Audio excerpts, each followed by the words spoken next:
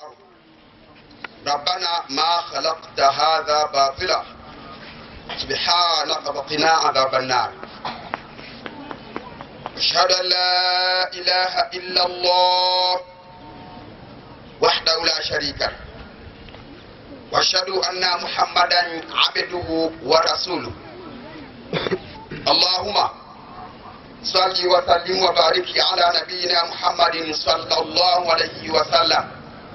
أما بعد، فيا عباد الله، أوصيكم وإياي بتقوى الله تعالى عز وجل.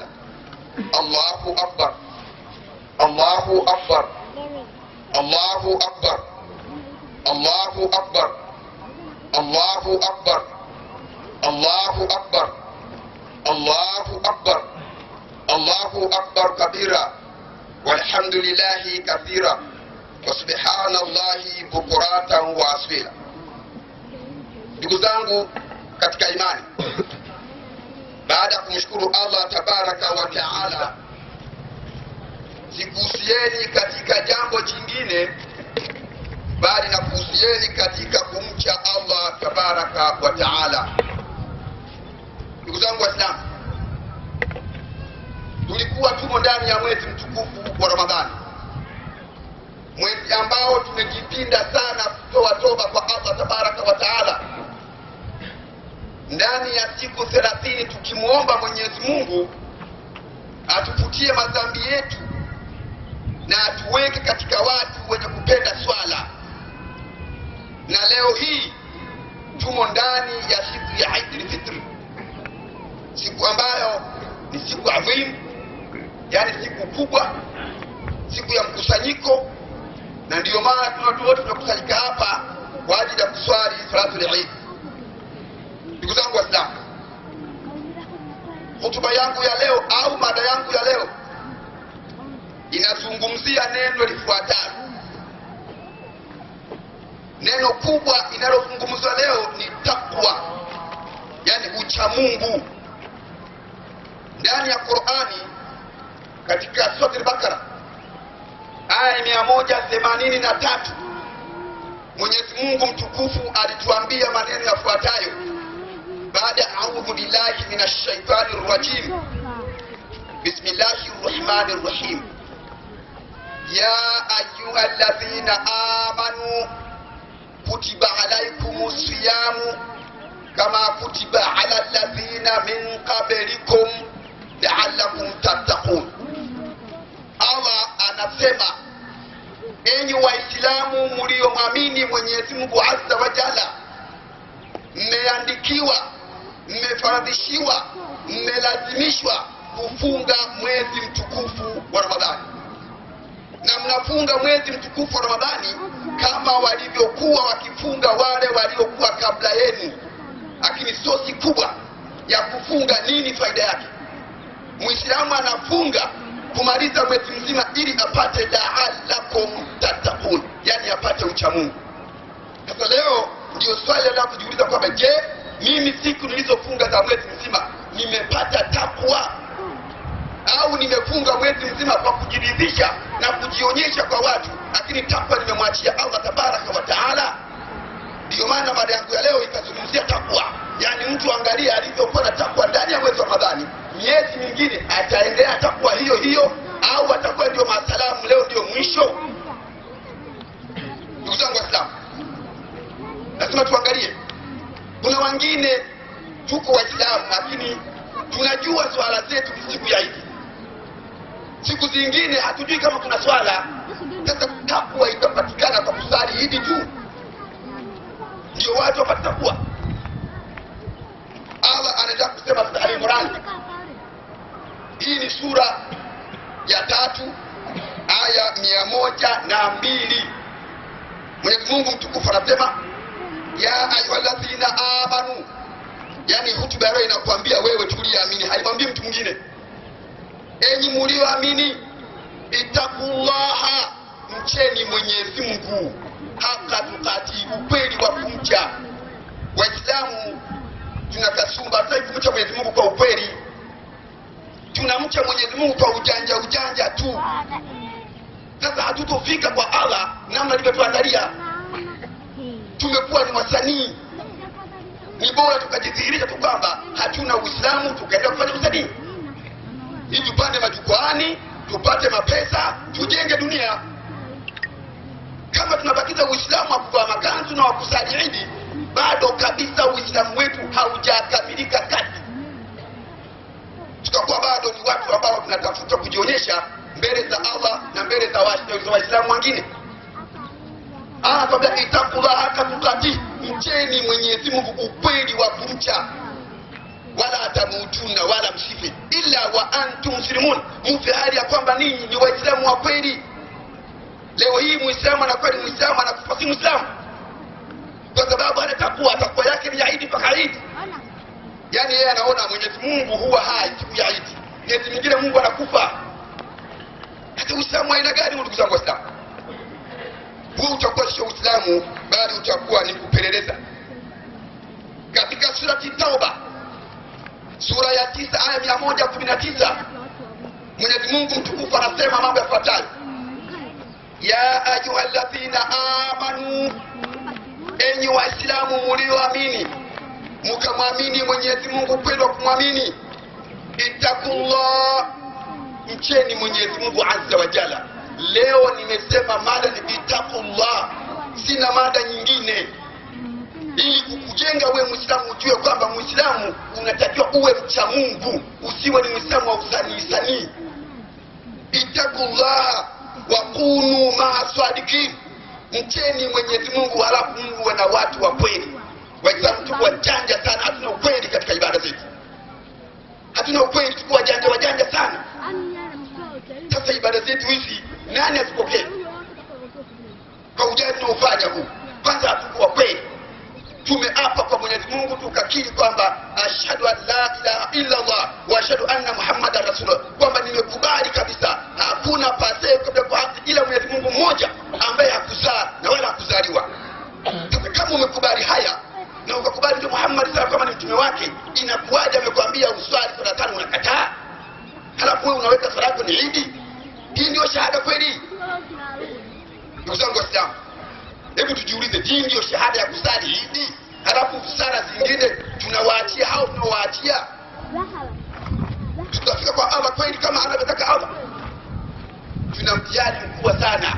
Ittaqullah wa kunu ma'as-sadiqin, mcheni Mwenyezi Mungu na muwe pamoja na watu wasema kweli, sio waongo. Allah anaendelea kusema ndani ya sura al-Baqara, sura ya 2 aya 177.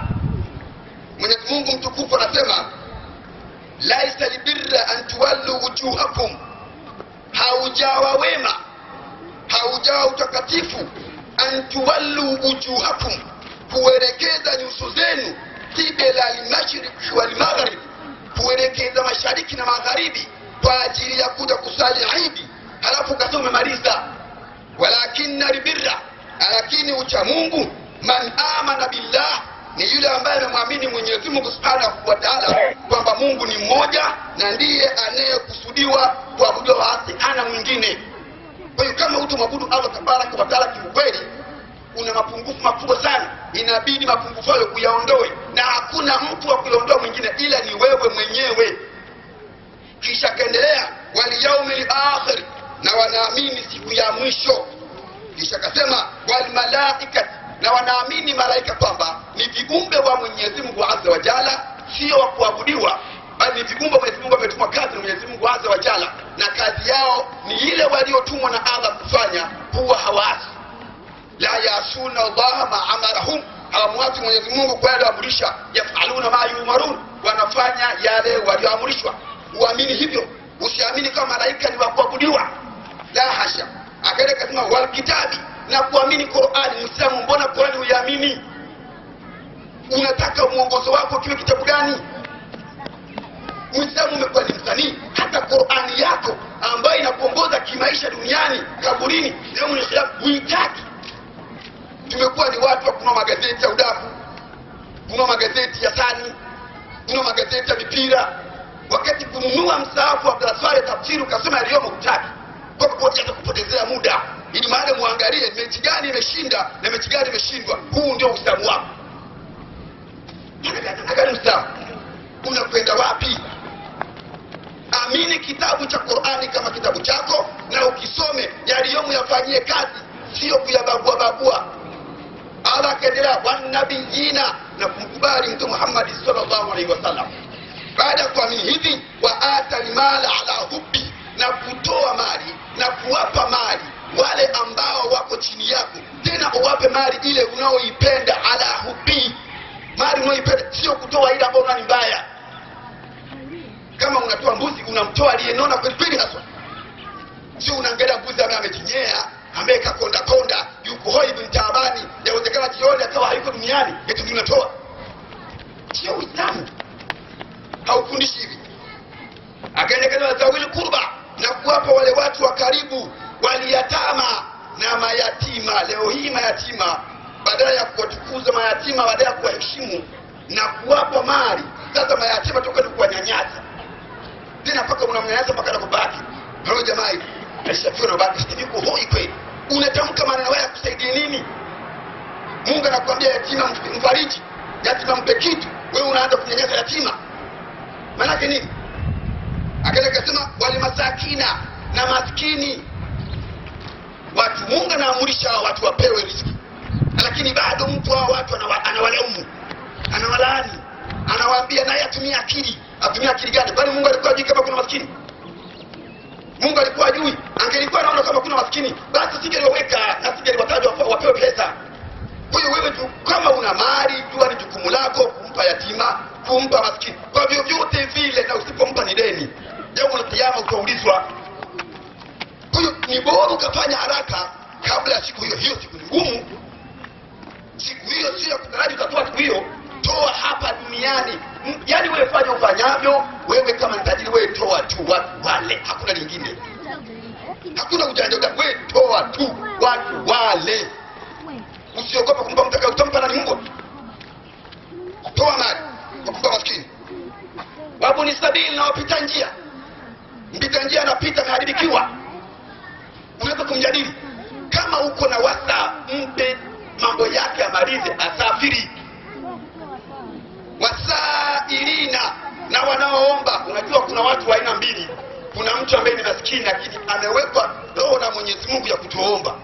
Pamoja na kwamba yeye ni maskini, hawezi kuomba. Sababu mimi bana ni maskini jeuri. Mimi bana maskini jeuri, hataki kuomba yeye. Sasa ukimwona kweli wewe kwa chako ni maskini, utampa. Lakini yupo maskini mwingine kaka, yeye asubiri cha nini? Bwana Sheikh tafadhali bana, mimi niko hoi mtabani, ni gei. Hata kikuomba namna hiyo usianze kujadili tena. Karuhusiwa na Mwenyezi Mungu, mpe. Usianze kujadili kwamba ule kwa kuomba ni haki yake. Mungu alisema hii ni amri, alisema Mungu aombe.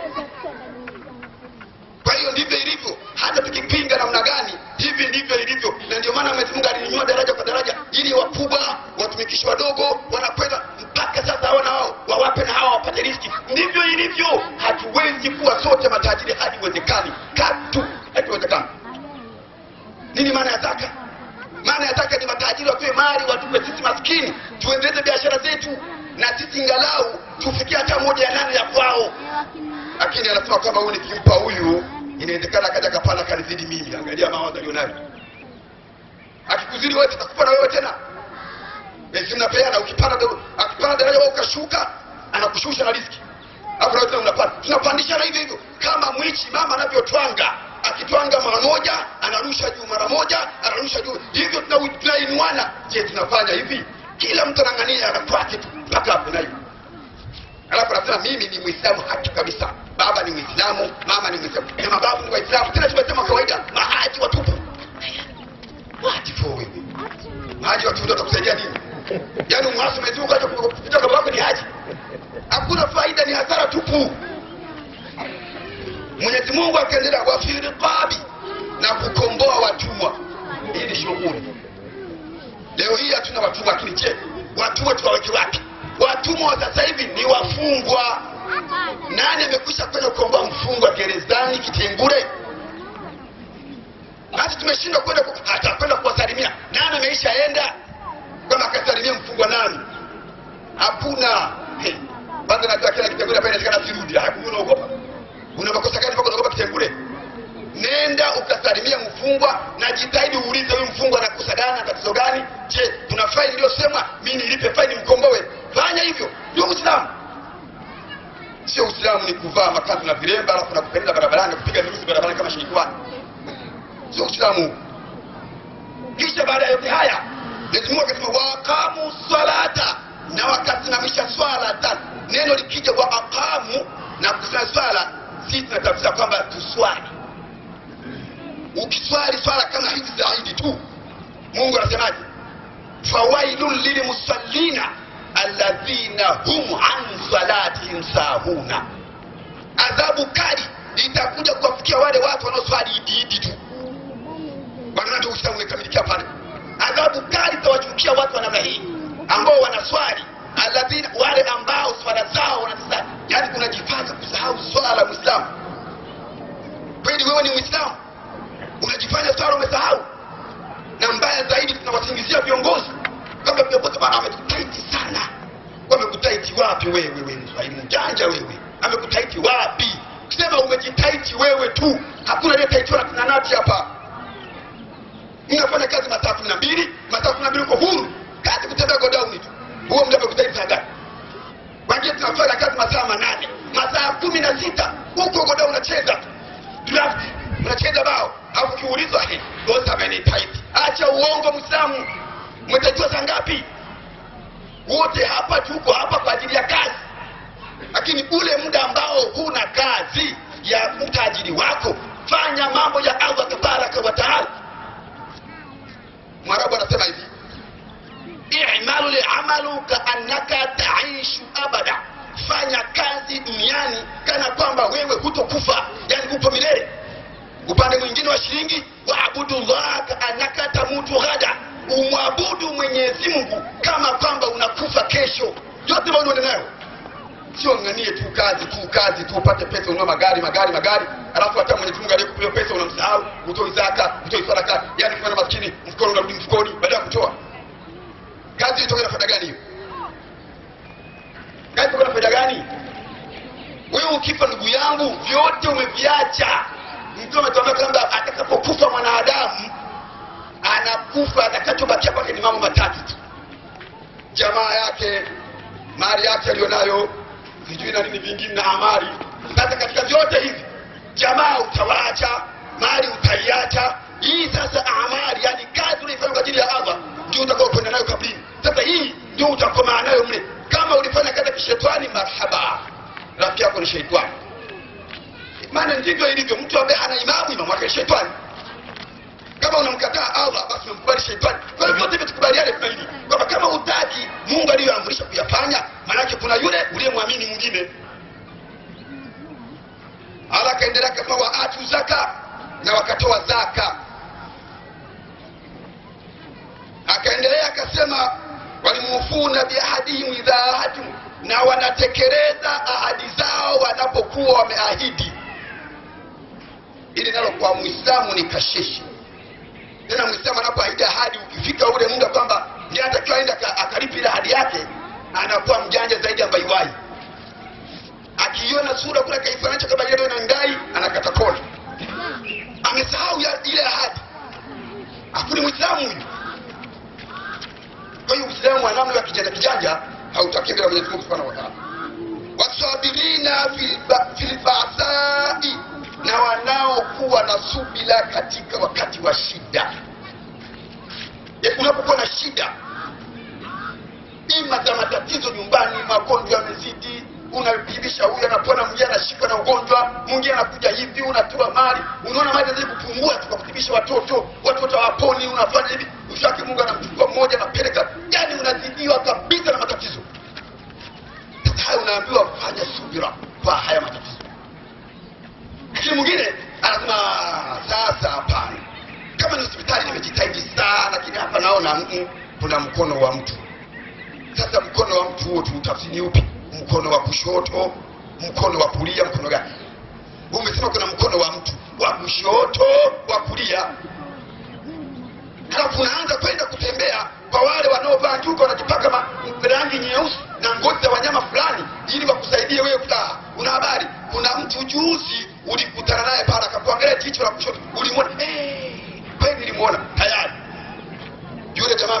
kwako.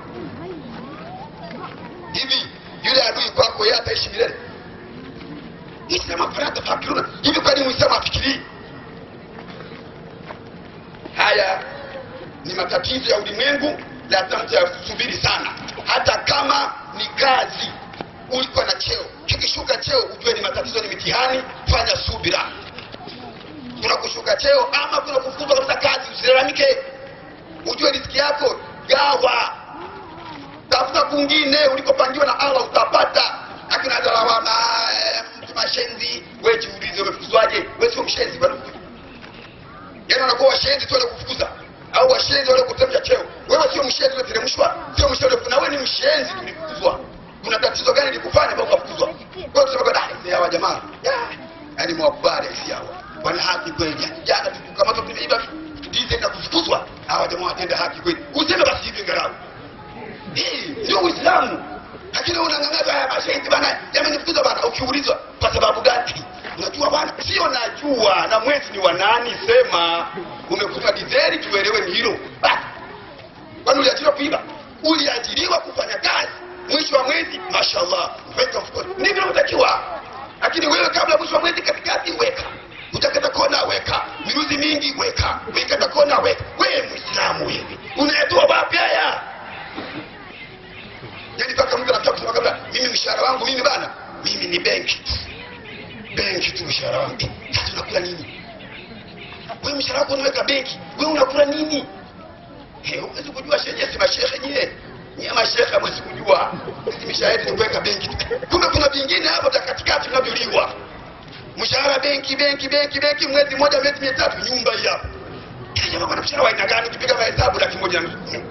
Nakula, nakuvaa, na kunywa chai ya rangi, na kwenda kusiko damu kula supu na nyumba. Acheni uongo Waislamu. Tufanye mambo yale tuliyoambiwa tufanye. Wadharai wanaosubiri katika madhara wa hina albas, na wanaofanya subira wakati wa vita.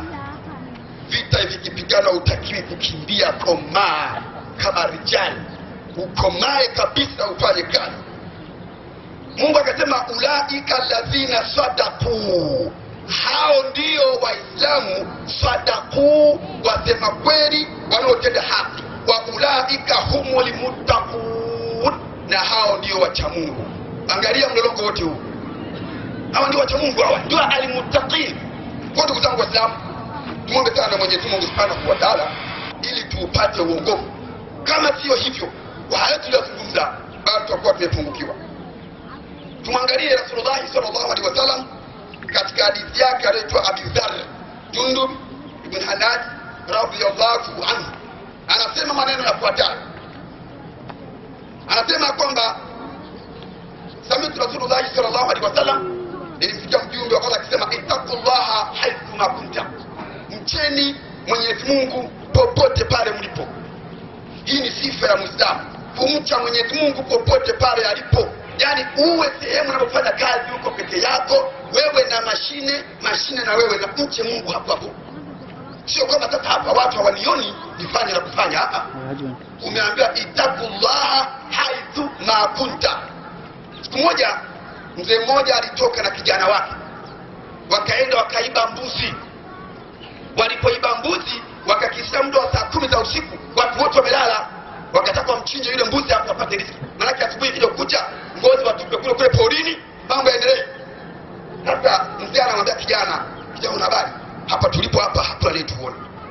Kwa hiyo tufanye mambo yetu haraka chap na haraka, tupeleke msosi ngozi ziache huko na kichwa tuache kila kitu, miguu na nini vyote tuache huko. Kijana akasema ni kweli baba, hapa hakuna wanaotuona. Ila mimi na wasiwasi. Mtoto na babake, mimi na wasiwasi. Unawasiwasi gani mtoto? Hebu angalia juu. Alipoangalia juu anaambia, hivi kule juu aliyoko kule hatuoni? Mzee akajua akasema mtoto ana hekima huyu. Kule juu kuna nani kule? Sikuna Mungu kule hatuoni. Mzee akaishiwa nguvu kweli. Akalo mtoto kwa na adabu kwa akasema ni kweli bwana, kule juu hatuoni. Sasa tufanyeje? Tumwachie mbuzi. Tukimwachia huko bado bado anapotea vile vile. Hatumpeleke kwa bado watu wajaamka, tumpeleke karibu na kwao, tumwachie kwa tuende zetu. Wakafanya hivyo kuokoa. Mtoto anamuhusia baba. Leo hii mtoto akikuhusia wewe, Ayokaambia lakini baba unajua taratibu hiyo kwa kweli hakuna hivyo mafuta hiyo. Baba haifai. Unaweza kumtoa kazi kwa riziki utampiga vibao ambavyo hujawahi kupiga. Kwa sababu anakufahamisha riziki. Na mtoto utamwona hana adabu katika watoto kuna adabu na hatafaidi mpaka siku ya Eid. Sasa mtu kwa kumtu na moyo mgumu zaidi ya mawe. Itakullaha haithu ma kunta, mcheni Mwenyezi Mungu popote mlipo. Watbai sayyiati hasanati tamruha, nafatisheni jema mnapokuwa mmetenda baya. Sio kila siku ni baya baya baya mpaka unakufa na baya na baya na baya, yaani umekufuta kabisa, umebaki jina la Hamza tu basi. Acha hiyo. Akaenda kwa khaliqin nasi bi khuluqin hasan, na tuishi na watu kwa tabia nzuri. Muislamu unatakiwa wewe uwe kama Mtume Muhammad sallallahu alaihi wasallam. Alikuwa chagui watu matajiri, maskini, wasiokuwa Waislamu, wote walikuwa ni marafiki zake. Anakaa nao vizuri tu, kaa na watu kwa tabia nzuri. Tusikae na watu kwa tabia mbaya kama vile mbwa anakaa kila wakati ni kutishana tu ubingwa. Huo si Uislamu. Hadithi hii rawahu at-Tirmidhi, kaipokea Tirmidhi. Katika hadithi nyingine Abu Hurairah radhiallahu anhu anasema, qila, Mtume aliulizwa, ya Rasulullah, ewe Mtume Allah, man akrama an-nas, ni nani aliyetukuka? Akrama an-nas, aliyetukuka kuliko watu wote, nani aliyetukuka? Qala, Mtume akasema, atqahu, yani mcha Mungu miongoni mwao. Mcha Mungu miongoni atqahu, huyo ndiye ambaye katukuliko watu wote. Kwa hivyo usikae ukaona kama na mapesa mengi ukasema mimi nimejitukuka. Bado kaka, kutuka sio pesa. Afdala nani?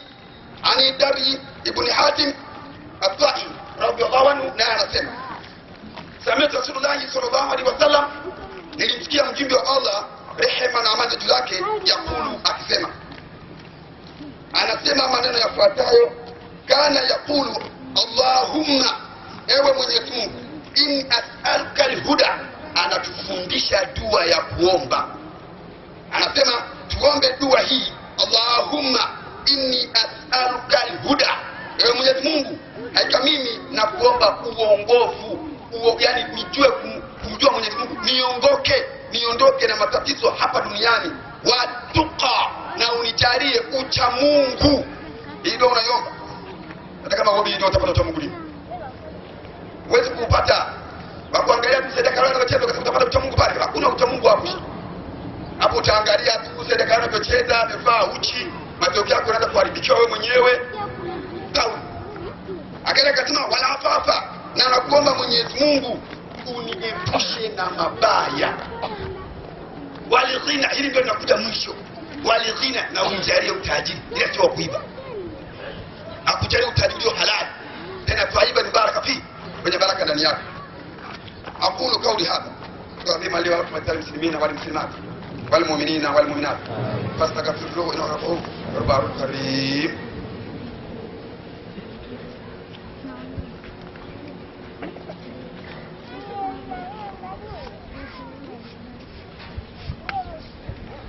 الحمد لله عبده ورسوله. الحمد لله. اللهم صل وسلم على نبينا محمد صلى الله عليه وسلم. أما بعد، فيا عباد الله، أوصيكم وإياي بتقوى الله تعالى عز وجل.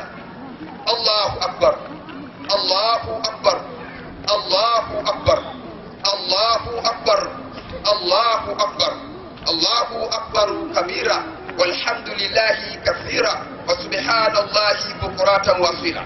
Ndugu zangu Waislamu, nimerudi tena katika hotuba ya pili baada ya kumshukuru Allah tabaraka wa taala na kutaka rehema na amani kiongozi wetu Mtume Muhammad sallallahu alaihi wasallam. Najihusia nafsi yangu pamoja na kwa usaidizi wa Waislamu mnaonisikiliza. Ndugu zangu Waislamu, kama nilivyozungumza katika hotuba ya kwanza, lengo langu la leo ni kumjenga Muislamu na takwa, yani awe na ucha Mungu, apuuze mambo yote ya kidunia, lakini ajaze ucha Mungu katika nafsi, ili siku ya kiyama tulioandaliwa pepo aljannatul muttaqina, kama pepo imeandaliwa cha Mungu, tuwemo mle. Tusije tukawa duniani tuko ni Waislamu, siku ya kiyama mkono wa kushoto motoni. Sasa Uislamu wetu utakuwa kwa nzuri. Lakini kwa nini Mwenyezi Mungu Azza wa Jalla atulazimishe kuwa na takwa? Mpaka tunananie tuwe na takwa. Faida ya takwa ni nini? Maana lazima Uislamu ueleze kitu na ujue faida yake. umelazimishwa uwe takwa. Lakini je, faida ya takwa ni nini? Tumsikilize Allah anasemaje katika hotuba ya pili. Tunakwenda katika sura Al-Anfal, sura ya 8 aya 29. Mwenyezi Mungu mtukufu anasema, ya ayyuhalladhina amanu, enyi waislamu mliomwamini Mwenyezi Mungu Subhanahu wa Ta'ala, in tattaqullaha, kama mtamtii Mwenyezi Mungu Azza wa Jalla. Ili neno in ni harfu sharti, ni herufi ya sharti. Kama kweli mtamtii Mwenyezi Mungu ukweli wa kumtii, yaj'al lakum furqana, atakujalieni ninyi kuwapa upambanuzi wa kujua baya ni lipi. Kwa kuwa hatuna ucha Mungu, ndio maana wizi ni kwetu. Maana tunaona ni kawaida tu. Tena tunasikiliza kama hizi kampuni bana, hii ni nyama ya tembo bana, wewe kata tu haishi. Ndio mawazo tulionayo hayo ya kifinyu kabisa. Hana maskini ya Mungu furqana, upambanuzi wa kujua baya ni lipi, zuri ni lipi. Yeye yote ni kuleta kama mtu likija gogo linakula, likija nyasi linakula, mtu amekufa twende kuketa, hakuna kizuri ni kwenda. Itakula, tumche Mwenyezi Mungu tupate upambanuzi wa kujua baya ni lipi.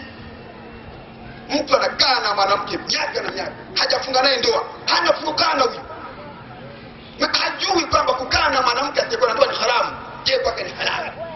Yanapona mzozo unakamilika na habari zingine zinakamilika, basi yenye kamiruka nilo.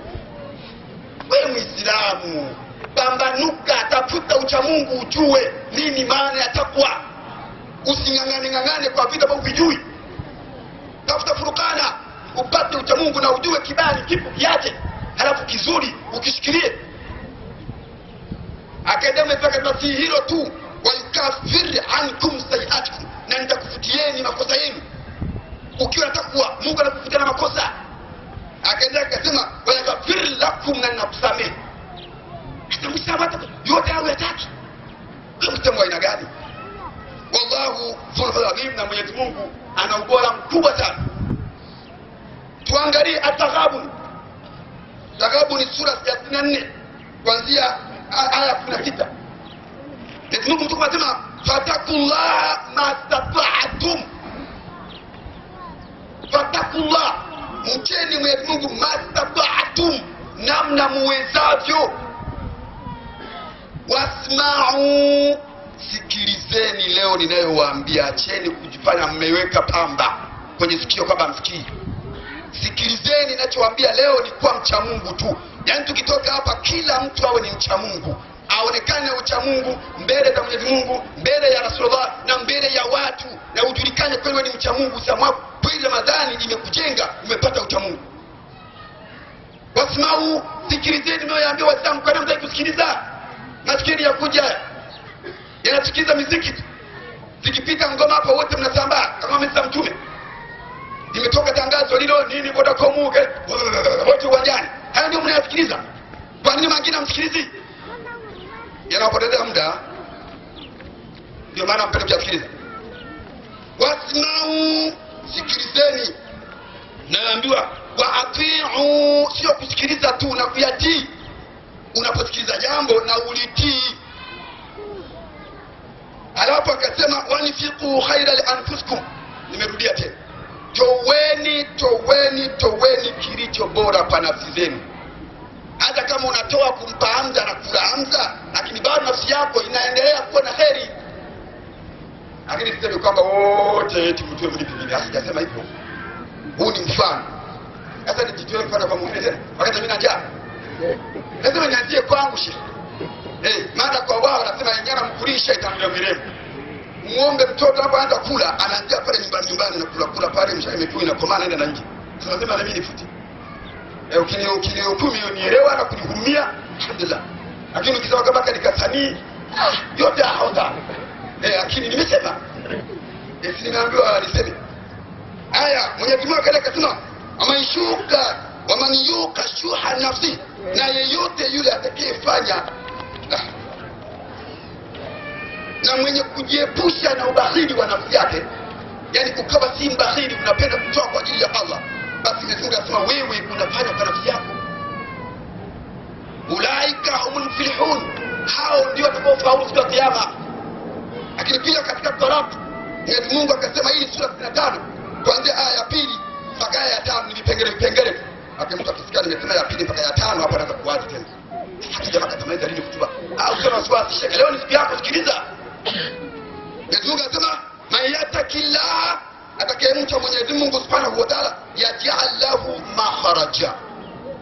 Utafanyiwa vizuri sana matokeo yako wewe. Utatoka duniani ukiwa na raha kabisa, malaika wanakukumbatia, wanakushangilia, ndugu yetu huyu kaja aliyekuwa na takwa. Sasa kama huna takwa, siku ya kutoka roho utafika kuzaliwa utajuta. Kisha kale kasema, wayarzuku min haythu la yahtasib, na Mwenyezi Mungu atakuja kumpa riziki huyo mtu kwa namna yoyote ile ambayo atatazamia. Mwenyezi Mungu anatupenda sana. Yesu ila sisi wajanja tu, lakini Allah atupenda sana.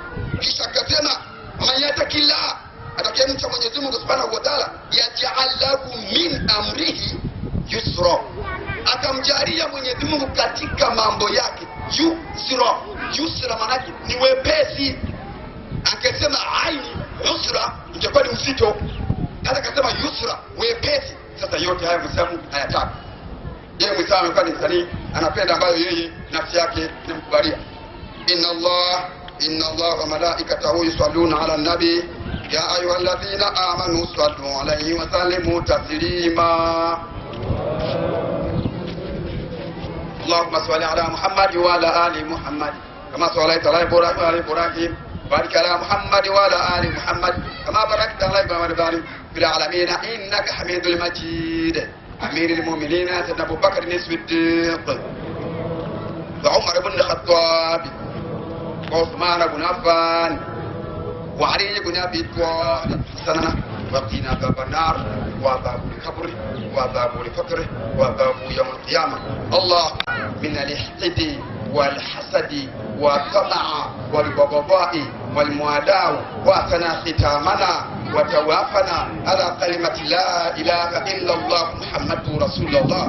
باركة من بوارق خوامض لوامع النخل المخزون. يا الله يا لطيف يا ذا جلال القرآن. اللهم ربنا إنك نسألك يا الله بأنك لأحد الصمد الذي لم يلد ولم يولد ولم يكن له كفوا أحد أن تغفر لنا ذنوبنا وقنا عذاب النار. اللهم ربنا تقبل هذه صلاتنا وصيامنا وقيامنا وركوعنا وقعودنا وسجودنا وتوباتنا ومغفرينا يا الله يا لطيف يا ذا الإكرام. واغفر المؤمنين والمؤمنات والمسلمين والمسلمات الأحياء منهم الأموات إنك قريب مجيب الدعوات يا قاضي الحاجات يا كافي الحمات برحمتك يا أرحم الراحمين. والحمد لله رب العالمين والسلام عليكم ورحمة الله وبركاته.